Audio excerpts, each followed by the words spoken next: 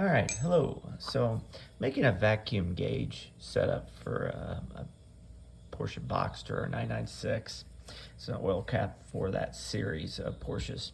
So what I did was on the word oil, probably can see a little bit left of the wording there, but on oil, I took a Harbor Freight punch, hit it in the dead center of the oil, the O of the oil, and then I got a 7/32 and drilled the hole, and then I took a 1/2 inch and then I tapped it in with a, I don't know, 14 or 15 mil, screwed it in with a 14 or 15 millimeter wrench. I think it wasn't exactly the right size, but anyways, made it through.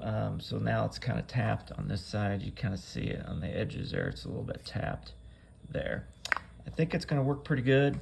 I'm going to, this one I was using for my smoke tester, so it smells a lot like smoke, so I'm going to go buy another one at Harbor Freight. It's just basically getting a tap set up.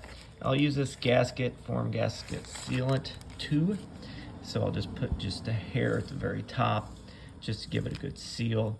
Let it rest for 24 hours. It should be good to go, and it should give you a good seal.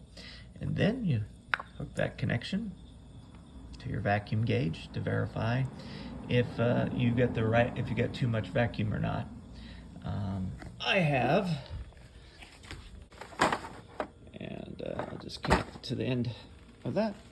All right, cheers. Okay, I'm wrapping this up. So I coated the 1/4 inch, what do they call this? Air hose. 1/4 inch air hose I bought at Harbor Freight, slow drying seal. I'm gonna tighten it down and then clean it up and let it sit for 24 hours, and then it should be good to go. So I think they're less than $2 for a kit of components. Here we go. And it's an air hose. And like I said, it's a little messy right now. I'm gonna clean it up with isopropyl alcohol once I get it seated. So there we go. Please subscribe. I've been a little bit behind on posting some of my projects, and much to come.